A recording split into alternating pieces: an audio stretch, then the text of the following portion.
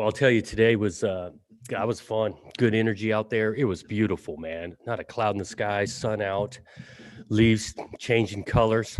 Um, and actually, I want to highlight our kickers. I mean, Caleb punted so well today. We did two different periods of it, and he was booming it, placing it where we wanted. And then, how about Everett Hayes finishes practice with a 58-yard field goal? Guys were fired up. So those guys had great days today, and we got a lot of work done. I mean, went just over 2 hours of full pads and got after it pretty good. Jonathan, you've had a couple practices now since the scrimmage. Have you made any decision yet on quarterback? You know, we're getting close. What we're planning to do, and really with every position, is sit down individually with these guys Thursday and Friday and let them know where they're at. And so what we plan to do is let those guys know first, and then following that, we'll make things public where every position stands. Middle of the weekend. How many starting jobs, would you say are honestly up for grabs still at this point? Right. Again, we say starters, but we rotate a good amount on both sides of the ball. But let me truly say, I mean, the rotation, exactly how the rotation plays out is in play at receiver. And then defensively, same thing, secondary. That thing is still yet to be decided who we're going to say these 4 or 5 guys start, but you're going to see nine guys, I would say. Yeah. So the rotation part, and then where we list ones and twos, you're gonna see a lot of guys that are listed as a two, but play a bunch of snaps. I know you rotate at receiver, but can you see Beeson starting? Possibly. Some of it depends on what the first play of the game is. To be honest with you, Linger will decide what we're going to open up the game with, and those guys are declared the starters. Well, if he's got 2 tight ends in the game, now it's only 2 receivers. If he's got 4 receivers in the game, now he's got 4. So I do see Beeson playing some. There was a number of guys out at the scrimmage the other day. Just Bennett and Gums. Was Gums just precautionary, or? Well, no. I mean, he's still working through a light hamstring. Oftentimes, I don't want to get into specifics, but with him, that is where it's at. We're still very optimistic that he'll be able to go in game 1. Same thing with Evan.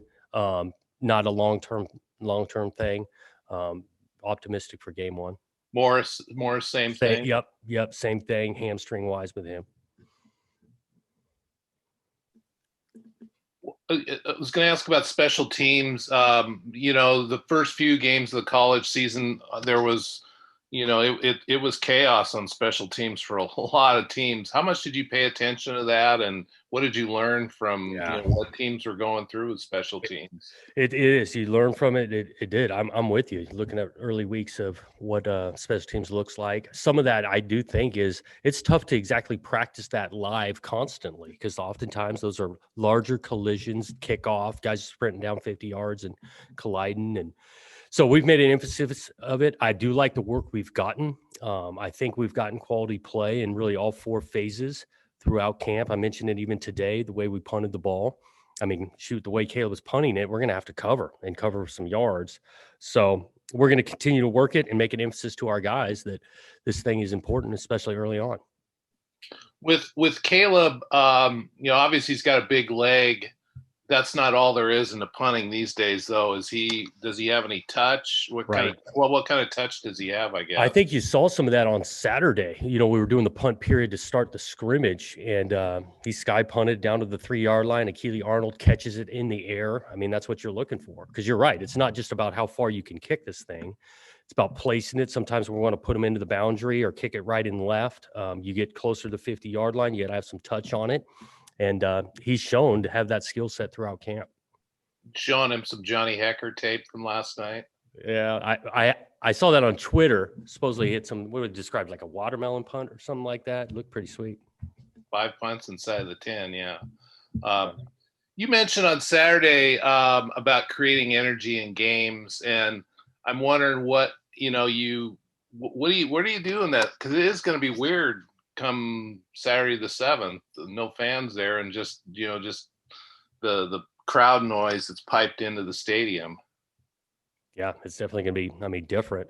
We've talked a lot about, we do things together. So cheering on our teammates. Obviously, we got the ball. Defense needs to make their adjustments on the sideline. But once that's done, let's get into the game and bring some energy that way, and vice versa.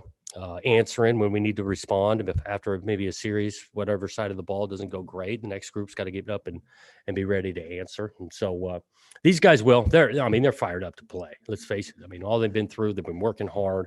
I think it won't be a major issue, major need from coaches to get these guys going. They're fired up to play.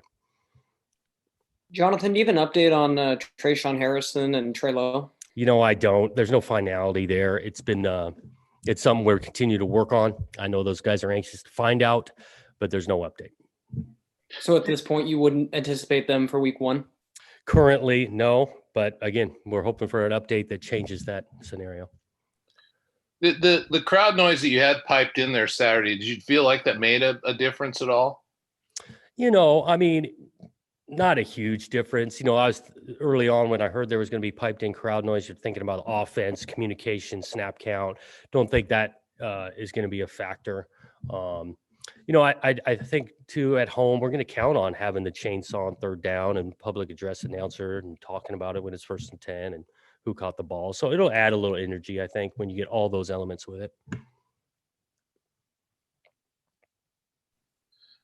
This one's off the field a little bit, but next week is election day and the voter registration. I hear everybody. I think there's all but maybe a couple people in athletics that are signed up, registered. How engaged did you feel like the team was about getting registered and getting into this election? Yeah, our guys were great with it. We did some education on how to register a few months ago. Did some education on how to really investigate candidates and find out information that way. And these guys were all about it. Yeah, just proud of them that, like you said, we've got great numbers on. They're going to participate and vote, and we've been encouraging it for quite a while.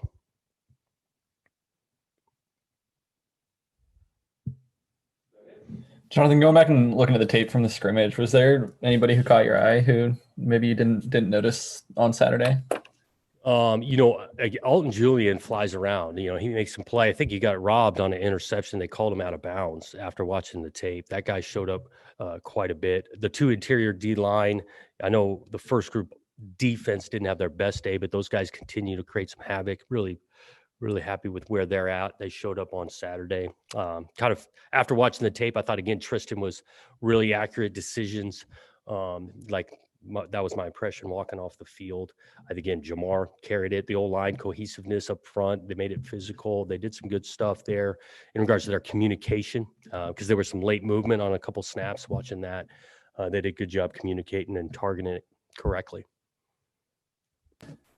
With Tristan, was it just him making throws that he wasn't making a week ago, or was there anything specifically that he was doing differently? Well, yeah. We talked to him about that of just being more accurate, and he was. I think he had showed some touch. He did have a couple really good reps in the pocket, having to move his feet, keep his eyes up, extending the play. So that showed up on tape where there was an area he could grow from the first week. So. He looks comfortable. He's in command out there. I think the guy's got a bunch of confidence in him. And it was nice to see Chance make a few plays. Even today, he had the best throw of the day on the last drive for about a 40-yard completion. He's coming along in a great way. Obviously didn't see the first scrimmage, but the second one, there was very few penalty flags. And I think you said that the first one was pretty clean. Are you surprised that, given just 3 weeks of camp, we were happy after the first one. I will say the second one, we got some procedure things we got to clean up offensively. I think offensively we had a few, but it goes almost to this conversation on the special teams. First week, second week, the penalty thing, getting guys playing with some great discipline and focus. So I would say overall, yeah, we've been pleased, but there's still some area for improvement in regards to the penalties.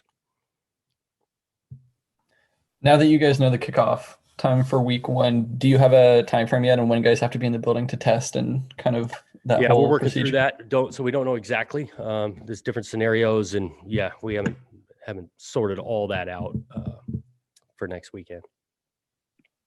Is that just out of curiosity? That 7:30 kickoff, is that a little bit of a challenge for a home game in that, Friday night is, I mean, you really have to be disciplined not to do anything Friday night with. Yeah, I mean, it's different. There's no question. I've been at places where you don't stay at the hotel the night before, and we won a bunch of games. I mean, some of it I almost think is a positive. Guys would probably sleep their best when they're in their own bed, and so we're counting on that. But it's definitely different. The amount you do normally on a night game on a Saturday, you're doing walkthroughs, you're having additional meetings, you're having meals together. Where, with COVID-19 and some of the protocols, it'll be different.